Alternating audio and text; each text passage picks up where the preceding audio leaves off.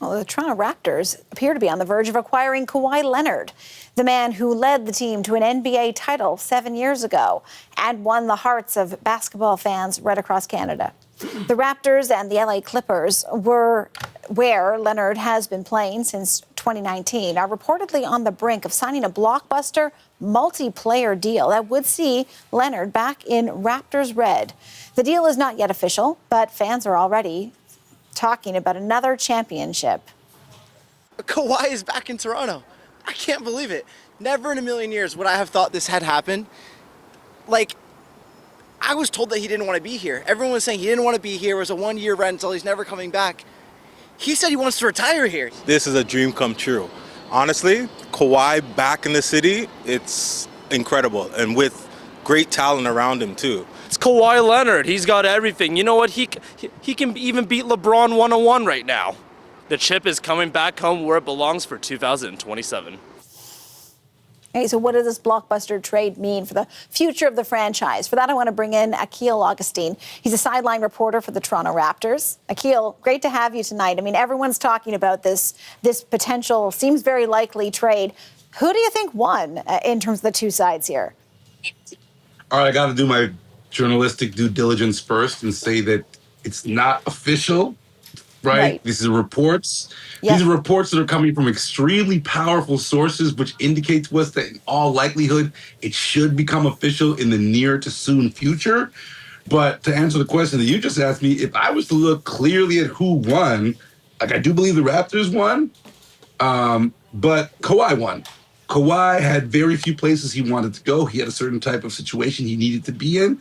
And it's very rare that you see a player in such a short turnaround get his dream destination. And then you think about what's being implied by this potential trade is an extension of max money, is what they're saying. So, you know, I mean, if you're Kawhi Leonard and this goes through, you're a pretty happy guy. But so are we Raptors fans, if it's true. And I think LA wanted to move past the Kawhi era. Yeah, I mean, no doubt that the fans, at least that we've spoken to, feel like they've won. And certainly from the sounds of it, Kawhi would definitely be a winner here, having said that Toronto's where I guess he wants to be.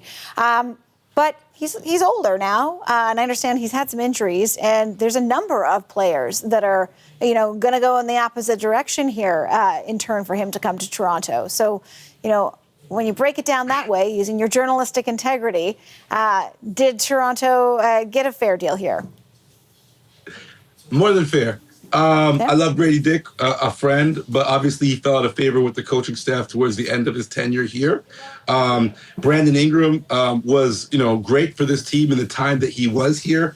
But I think when you have an opportunity to bring back a player of the caliber, and you mentioned age, Kawhi, I think, turned 35 yesterday, younger than LeBron, right? But we've been talking about him for almost as long.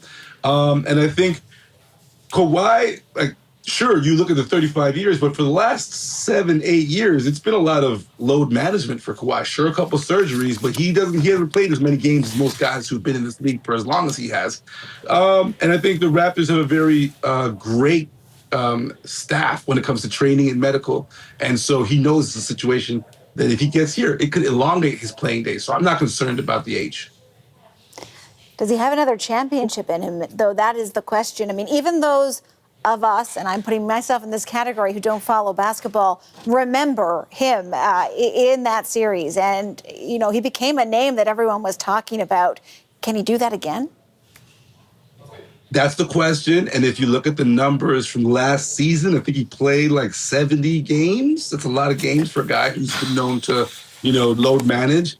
And you look at the points, like 25 a game. He was playing elite level basketball, probably the best basketball he's played since 2019 when he was in Toronto. So, and then you got to look at what we all just witnessed in New York City. That Knicks team was not a favorite, was not, you know, head and shoulders above the rest. And so when you add Kawhi to Scotty Barnes, Emmanuel Quickley, RJ Barrett, and the rest of the cast of characters, Colin Murray Boyles, I think that we have something that rivals what's already won a championship and won an Eastern Conference. Yeah. So does he, I have to ask this, sometimes when it comes to a team, I mean, the talent is obviously key, but it often takes, you know, that cut above that talent, somebody who brings that team together. And listening to the fans talk, feels like that's who they think Kawhi is. we've seen it. We saw that Raptors team struggle to get over the hump against LeBron with DeMar and Kyle. And we saw, conveniently, the year that we won the championship was LeBron's first year in LA, but the rest of the conference was not able to keep up with what Kawhi was able to get out of Kyle, Norman Powell, Fred VanVleet, Pascal Siakam. All these guys bloomed and blossomed, and they all speak highly about their time with Kawhi.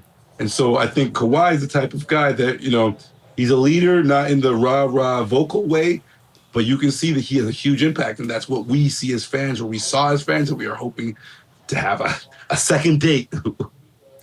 Well, as you're talking, we're playing the pictures of that game and the fans going wild and how happy and excited everyone, in Toronto and beyond really was. So, cross your fingers that we've got it right on this deal. And Akil will be talking to you again, I'm sure very soon, if in fact that's the case. Akil Augustine, Toronto Raptors sideline reporter, thanks for your time tonight.